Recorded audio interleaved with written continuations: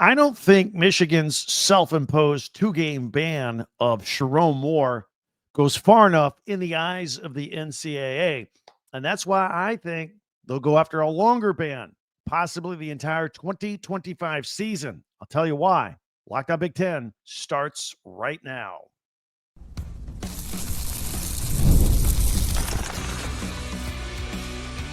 You are Locked On Big Ten, your daily podcast on the Big Ten Conference. Part of the Locked On Podcast Network, your team every day.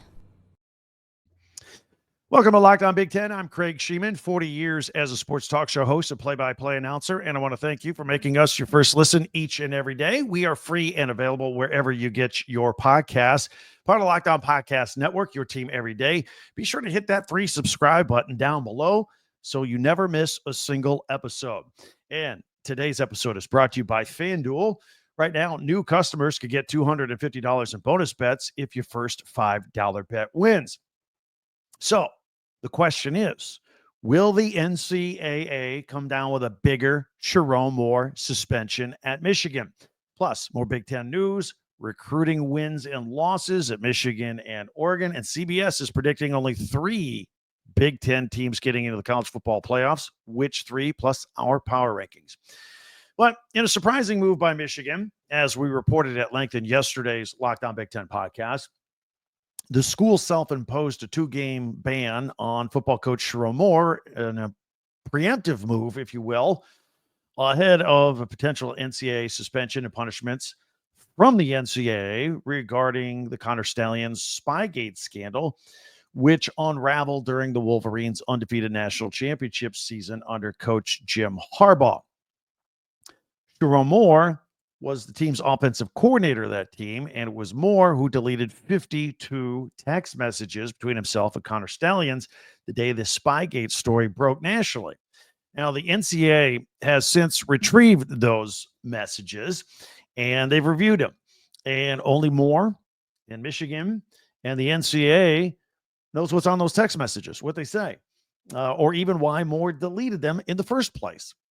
No matter what is in those texts, Michigan must have thought that they were damning enough to suspend Moore for 2 games on their own. I thought something was coming. I've been talking to the NCAA.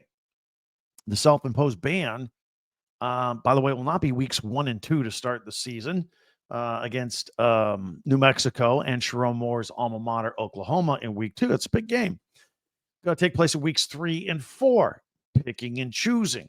That will be the Central Michigan game and then the Big Ten opener, which happens to be on the road at Nebraska. Pretty big game. This ban will prevent Moore from being part of all Big Ten or all Michigan team-related activities. That includes practice, team meetings, any functions, any meeting with the players at all. He can't do it for 2 whole weeks, in addition to not coaching the games. That is drastically different from any of Jim Harbaugh's punishments that he had, where he was only banned from the games on the sidelines on Saturdays. He coached the team and prepared the team all week long leading up to those games that he was suspended for in the 2023 season, all 6 games, the 2 separate 3-game suspensions. So this is a lot different. And maybe this is Michigan's way of telling NCAA, okay, let's only do 2 games here, but we'll make it harder. You can't be with the team for 2 weeks. So I think Michigan thinks something's up. And I think they think the NCAA is about to bring the hammer down on Moore and probably include some recruiting restrictions as well. So if Michigan's self-imposed punishment is here, it begs the question whether they went far enough to appease the NCAA. They're like, all right, we're going to fall down on our sword, self-punishment. What do you think, NCAA? And the NCAA may go, I don't think it's enough. We got a lot of stuff here. We got a lot of stuff in these text messages. We got a lot of evidence here. We did this before with Harbaugh, all this negotiating back and forth. The NCAA may want more games. There are several reasons to think that might be the case. There were rumors flying around that they were looking for a year on Sherrone Moore back in the day. I mentioned yesterday that kind of quieted down. Why a year? Well, first of all, Moore, depending on his proven ties with Connor Stalions and these text messages, if something goes down against him, he could be deemed a multiple offender in the eyes of the NCAA. They already suspended him for the season opener in 2023 when he was the offensive coordinator, when Harbaugh got nailed for 3 games for BurgerGate. Remember, Sherrone Moore was suspended the first game of that season. Also, the NCAA has had it in for Michigan, and they levy some pretty stiff penalties on Michigan staff and former staff already. Jim Harbaugh got a 4-year show cause for BurgerGate. Means he can't come back and coach for 4 years. It doesn't matter. He's in the NFL right now, but it was for impermissible contact with the recruits, which, by the way, at the time was just a level 2 infraction, not as serious. But it got bumped up to a level 1, and the 4-year show cause because the NCAA felt that Harbaugh did not cooperate fully with the NCAA, and they felt he was not truthful. And they said that. We've known that for a while. So 4 years. Can't coach college football. Can't come in. And again, he's good to go with the Chargers. He's not coming back to college football. But just last week, some of Harbaugh's staff, Michigan defensive coordinator Jesse Minter, he got a 1-year show cause ban for recruiting violations. And former defensive backs coach Steve Klinkskill received a 2-year show cause. Again, no harm to these guys. They're gone. They left town. They're with Harbaugh and the Chargers and the NFL. They're not coming back. But Sherrone Moore is still in Ann Arbor. He's still there. And he's still in the NCAA's crosshairs. So if there is damning evidence in those 52 text messages, and they were deleted only to be retrieved, what makes anybody think that the NCAA is just going to go, okay, 2 games is fine? I mean, we're talking in years with the other guys for BurgerGate and recruiting violations. You think the NCAA is just going to go, okay, Spygate, cool, 2 games. We'll leave you alone. I don't think so. I think they're going to go harder on Sherrone Moore. I think they're going to say the 2 games is not enough. Again, Harbaugh, 4 years. Minter, a full year. Klinkskill, 2 years. Moore would be a second-time offender in their eyes. And if they didn't think Jim Harbaugh was truthful with them back in the days during BurgerGate, how are they going to view the deletion of 52 text messages? Not good. Look, I know I'm not sitting here rooting for this. I think this would be bad for Michigan, it'd be bad for the Big Ten. I'd be unhappy about it. I like talking about Michigan and good things with all of our schools. There are some people out there that will say, and I'll see in the messages from you guys, some people will say, hey, man, it's time to move on from Spygate. Let Sherrone Moore lead Michigan into the future. None of the major players that were on the roster during the Spygate era are still around in Ann Arbor. They've all moved on to the NFL. So it would be punishing kids that really had nothing to do with it.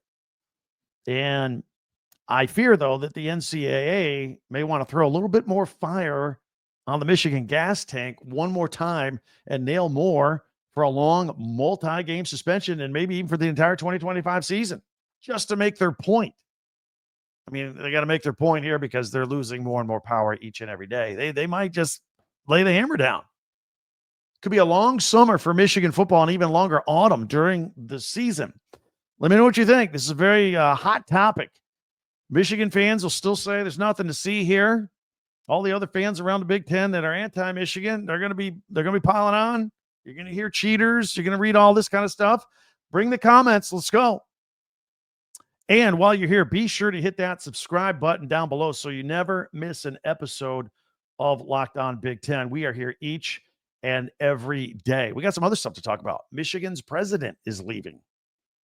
Does it have to do with this football mess? He was a big Harbaugh supporter. Recruiting updates at Oregon and USC and some other schools. And CBS, I mentioned at the top, they're predicting 3 Big Ten teams make the playoffs. I'd say 4. 3, which ones? We'll have that next, coming up right here on Locked On Big Ten.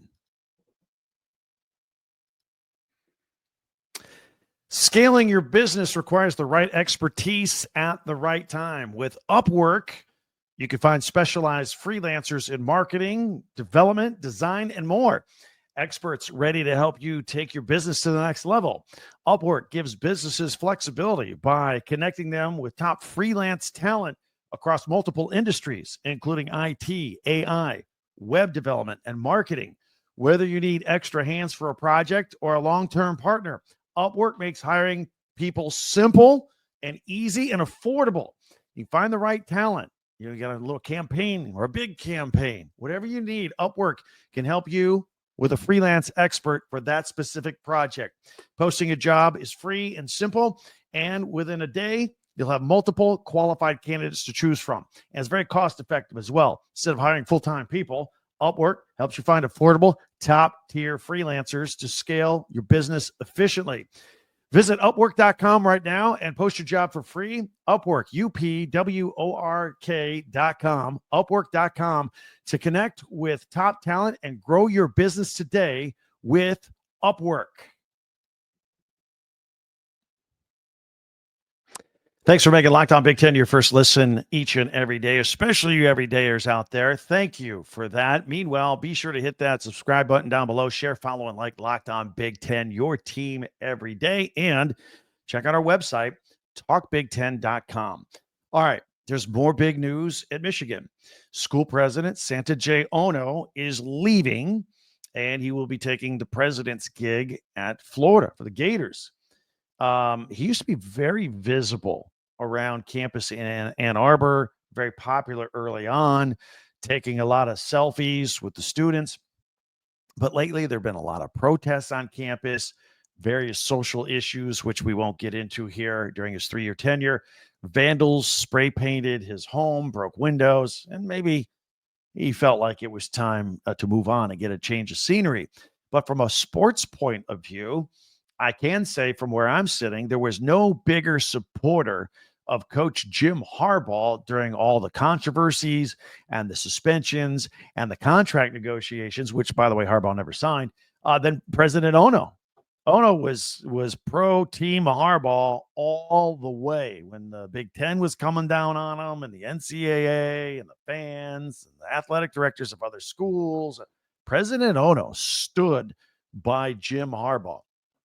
In fact, one has to wonder if maybe he has inside information on what the NCAA really wants to do with Sherrone Moore and the football program for Spygate, and whether that was the final straw in the making for him to leave. Maybe not. I don't know if it's part of his decision-making or not, but he did announce publicly his decision that he was leaving on Sunday, and on Monday, we found out that Michigan is self-imposing the 2-game suspension on Coach Moore. So, I don't know. I'll let you decide. Meanwhile, in some recruiting news, 5-star quarterback Jared Curtis. Maybe you've heard of him. He was the number 1 quarterback in the class of 2026, and it was down to Oregon and Georgia. Well, he chose Kirby Smart and Georgia. For now, I say for now. Sources say the decision came down to the wire. His dad said he was torn about it. Loved Dan Lanning, loved Kirby Smart, decided to go to Georgia. He originally committed to Georgia back in 2024, but he reopened his recruitment in October. He's a big kid, 6'4", 225-pound junior from Nashville, Tennessee. Several schools from the Big Ten and the SEC jumped at him when he reopened his recruiting. I know Ohio State was in the mix. Bill Belichick in North Carolina and the ACC was interested. But he narrowed it down to 2 schools and had recent home visits with Bulldog offensive coordinator Mike Bobo and Ducks offensive coordinator Will Stein. He wanted to talk to those guys and kind of really break it down, the offensive plan, so he could see where he would fit in. And again, he agonized over it and ended up choosing Georgia. In 3 years, he passed for 7,600 yards and 130 touchdowns. Wow. But you know what we say here on this podcast? These kids change their mind every single day, and 2026 is a long ways away. I mean, even Dylan Raiola was committed to Georgia at one time. He's playing for Nebraska now, right? It happens. Bryce Underwood was committed and then recommitted to LSU right until the 11th hour before flipping to Michigan. So stay tuned. You never know with these things. All right, Oregon, they lose out for now on 1 5-star. Go after another one. That's what Dan Lanning's doing. That's how hot Dan Lanning is right now at Oregon. So they're out of the mix for now with Jared Curtis. So there's another 5-star in Ryder Lyons. Ryder Lyons. He's the 3rd rated quarterback in the country and 6th rated overall player in the country. And these rating services are predicting that he is going to end up at Oregon. Curtis was at the top of the Ducks list, but now they're working on Lions since Curtis decided he's going to Georgia. Lincoln Riley, by the way, also interested in this quarterback at USC as well. There's another thing to consider here. So Lions plans to make an LDS mission trip after graduating his senior year in high school. So that means he will not actually play college football until 2027. Kid wants to help out the world. Seems like a special kid. Might be worth the wait. But that also means the Ducks are going to need a gap plan here after the eventual departure of Dante Moore, who we presume will be the starting quarterback at Oregon. Remember, he transferred after getting some playing time at UCLA his freshman year, Chip Kelly. Then he came over to Oregon, waited a year, sat behind Dylan Gabriel, and now it looks like he's going to be the guy that's going to get to go. But when he's done and he moves on, there might be a gap before Oregon can bring in this Lions kid when he comes back from these missions, if he indeed does choose Oregon. So that is something to consider as well. Now, onto this poll I was telling you about was CBS. CBS, the way they cover college football, their writers have decided to put something together, and they're projecting 3 Big Ten teams will make the 12-team college football playoff. We say it almost always before. I think it's before. They say Penn State, they say Oregon, and they say Ohio State. Those are going to be the 3 that get in the 12-team field. It has Michigan not getting in. It has Michigan playing Florida in the Citrus Bowl, by the way. No love for Illinois or Indiana, a couple of double-digit win teams who may do that again this year and be fighting for a 4th Big Ten team into the playoffs. So I think they slighted the Big Ten a little bit. And if they only have 3, I guess they think 4 SEC teams. It's going back to that same old SEC bias again. Well, where did that get you last year? The SEC was down last year. It was the Big Ten. And look, they got an Ohio State team in there. Don't get me wrong. I think they very well will be in there. But Ohio State's got a lot of turnover from their team that just won the national championship. Now, Ohio State may have the 2 best players in college football and 1 on each side of the ball, and Jeremiah Smith, their wide receiver, and Caleb Downs, their defensive back. But everybody else around them is going to be new, brand new young quarterback. And they're assuming Ohio State's just going to reload and go right back into the playoffs. And look, I do too. Don't get me wrong, but I'm not capping it at 3. Oregon's got a lot of turnover too. Whole new quarterback situation we just talked about. But Oregon is yet to lose a Big Ten game. Undefeated Big Ten champs, and CBS thinks they're going right back in. But the team that everybody's talking about is Penn State. You see some polls coming out and, pundits and all that. They got Penn State not only being at the top of the Big Ten, there's some people have them ranked like number 1, anywhere from number 1 to number 3. A lot of expectations this year for Drew Aller. They got themselves some receivers in the transfer portal. The defense is going to be good. Jim Knowles coming in over from Ohio State to Penn State. They'll have a little intel on the Buckeyes as well. So this is it, man. This, if not now, when? For James Franklin and Penn State. But yeah, I thought CBS kind of slighted the Big Ten a little bit by only having 3 teams projected into the 12-team playoff. We're always going to have 4, always, I think. All right. If you are new to our podcast, we like to do a lot of things at the end of every day. On Mondays, we do our top 10 Big Ten observations for the weekend. Tuesdays, we do our Tuesday tweets. Follow us on Twitter or X at Talk Big Ten. Wednesdays, we like to power rank stuff. I'll tell you what that is in a minute. Thursdays, we look ahead to the Big Ten Network and what they have scheduled for the weekend. And we highlight Big Ten classics and live action. And then we make picks on Friday's podcast. So it's Wednesday's podcast. We're going to power rank stuff. Now, recently, we power ranked the Big Ten football 1 through 18, coming off the spring, transfer portal, and all that. I was looking around. I found one from another outlet. I'm going to put them up. I'll give them credit for it when we do it, and then we'll go through it and pick it apart a little bit. All that's coming up our power rankings, Big Ten football. That's in 1 minute right here on Locked On Big Ten. Let me tell you about FanDuel. NBA playoffs, FanDuel, perfect. NBA playoffs in full swing. Every night delivers highlight-worthy performances, major momentum shifts, can't miss moments, three-pointers, a lot of those. Take the over on those prop bets. Whether it's a game-winning shot or a breakout player, it's never been a better time to get in on the action. FanDuel makes it easy to stay in the game before tip-off or live during the game with player props, performance trends, same-game parlays. Fans have more ways than ever to play smart and win big. Look at Tyrese Halliburton of the Pacers. He's a superstar in the making that a lot of people haven't caught on to yet. Take the over on his points and assists. Celtics, three-pointers, take the over. Whatever the number is, they're going to hit it. You could take a $200 bonus just to you. Add to the excitement if your first $5 bet hits.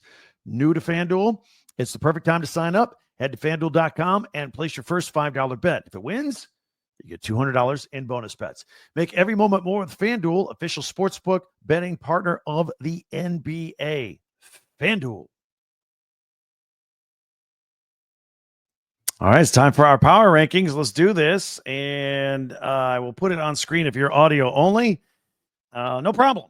1 through 18. Now, I will tell you, as we put it on full screen here, these are not our power rankings like the ones we just did a couple of weeks ago. These are from 24/7 Sports. So I thought I'd throw this up here, and we can take a look at it and see how it compares to our thoughts, okay? And you want to comment on it, hit us in the comment section with that as well, and we'll have some fun with this. All right, so got Penn State number 1. I was just telling you a minute ago, a lot of people are ranking Penn State. Joel Klatt had Penn State number 1 in the country. 24/7's got a Penn State number 1 in the Big Ten.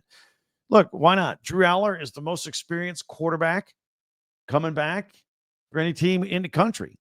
Got some receivers, got the defense we talked about, Jim Knowles. So, look, things are in place for Penn State. Ohio State coming in at number 2 in the Big Ten. I just mentioned how they may have the 2 best players in the country, and Jeremiah Smith and Caleb Downs, one on each side of the ball. We'll see how Julian's saying, how quickly he develops at quarterback. It's going to be a big deal. Everybody else just kind of reloaded. I mean, lost a lot of talent to the NFL.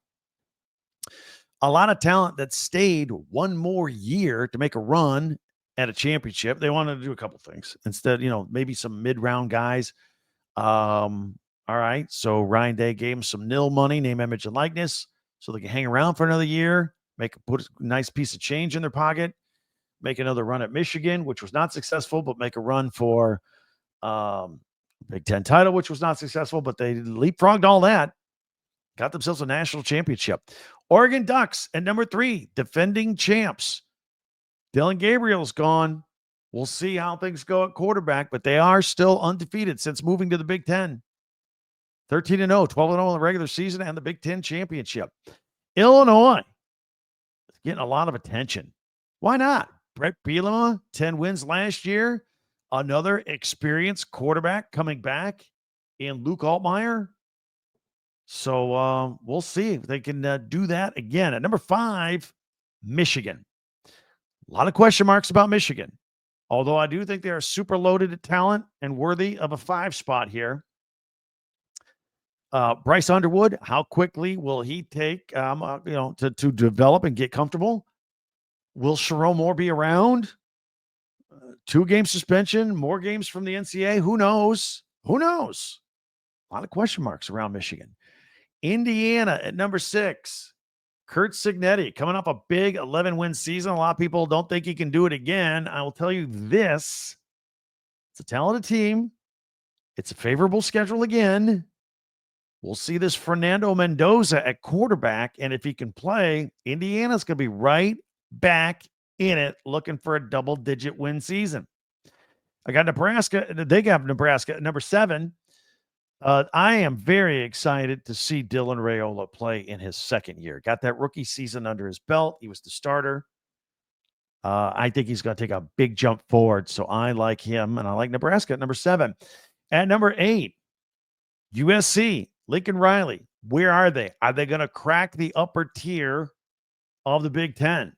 I keep hearing about their recruiting class of 2026. That's not going to do them any good this year. So we'll see. Are they high? Are they low? Here at number 8. Again, this is according to 24/7 Sports. This is pretty similar, with a few exceptions, to the power ranking we did ourselves a week or two ago. Iowa at number 9. This Mark Gronowski quarterback coming in. Can he play? That's what we're going to be watching. I think the Hawkeyes defense is going to be stellar. I do think they're going to be able to hang their head on that. And at 10, they've got Minnesota. Again, Minnesota will have a stout defense. Not sure about the quarterback. Kind of in the same situation as the Iowa Hawkeyes. So that's how 24/7 has it, 1 through 10. What do you think about that list? Let's take a look at the best of the rest. Here's one I had higher. The Washington Huskies. I talked them up big last week. I thought Jed Fish did a great job in his first year taking over a team. He had to replace 20 of the 22 starters and went 7-6. And I'm a big fan of Damon Williams Jr. If he can get some protection up front. He's a tremendous athlete, their quarterback. Kind of the same scenario. Michigan State. Second year for Jonathan Smith. And they will go as far as Aiden Childs will take them. Got the turnovers taken care of a little better in the second half of the year. Tremendous athlete at quarterback. Does he take a big leap forward this year? Maybe Michigan State a little higher than 12th, huh? Rutgers at 13. Now, no more Kyle Monangai to rely on. Muhammad Torrey is transferring out. He missed last year due to injury. I thought that was a blow. But they are a team with a returning experienced quarterback, Ethan Kaliak-Manis. Played last year. Was a starter the year before at Minnesota. Guy's taking a lot of snaps. Wisconsin at number 14, they have him. Billy Edwards Jr., he's going to be the quarterback du jour this year. Luke Fickell is been going into year 3 and got quarterback right. Going through a bunch of quarterbacks. Their schedule's brutal, people. They got 7 ranked teams on their schedule. I don't know how they can show a win improvement, even if they are better this year. UCLA coming in at number 15. I don't know. I'm not buying it yet. Another year 2 coach with Sean Foster. They do have Nico Iamaleava. As many times as we've talked about him, you think I wouldn't stutter on his name. Nico's in there. I don't know what else is around him. Maryland at number 16 on their list. Mike Locksley really struggling last year. Did lose 6 players to the NFL. They got to do a start over. Northwestern at number 17. Had the 128th scoring offense last year. So, and that's just 1 year after an 8-win season and a bowl win. So they fell down. And then Purdue, I'm afraid Purdue's a hot mess. Barry Odom, new coach, 1 starter returning, 56 kids transferred out. Now, that was a team that didn't win many games, so they lost a lot of players, but they lost some good ones like Dylan Thieneman to Oregon, their defensive back, lost their tight end to Ohio State. So while 56 kids bolted, they did bring in 43 new kids. Hopefully they can do something at Purdue, but they're ranking at the bottom. So that's how 24/7 Sports ranks them. Again, a lot of similarities to how our power ranking looked last week. Like I said, I'd have Washington a little higher. That's my list there. What do you guys think? Hit me up with the comments on that. In the meantime, there are many ways for you to interact with this podcast. Twitter, X, @TalkBig10, website, talkbig10.com. And be sure to subscribe before you go. It's free. It's a click of a button, and that's it. And you'll never miss a single episode. We are here every day. And here's what makes our podcast unique to anybody else. We do the Big Ten, all 18 teams. We do news. We do analysis. We do opinion. We're not afraid of opinion. All that right there in one place. So tell your friends about it. I know you have Big Ten alumni friends or family member. Tell them about us. We're here each and every day. Check us out for a second listen if you missed yesterday's episode as well. It's more on Sherrone Moore. I think tomorrow we're going to talk a little bit about Jim Knowles. He had some interesting comments about leaving Ohio State and going to Penn State. We'll take care of that. Plus, we'll look at our Big Ten Classics as well. Also, check out a second listen, our friend at the Portal Show, Brian Smith. It's great on all the information, who's going where, who's coming, all that. Be the most informed fan on all the rapid changes in the college football landscape. Find the Portal, part of the Locked On family, on YouTube, wherever you listen to your podcast. That'll do it for us. Thanks for joining. Thanks for putting up with my raspy laryngitis today, but I had to be here. It's just too much going on. It's too important. Thank you for checking us out. We'll talk to you again tomorrow for Locked On Big Ten. I'm Craig Sheeman.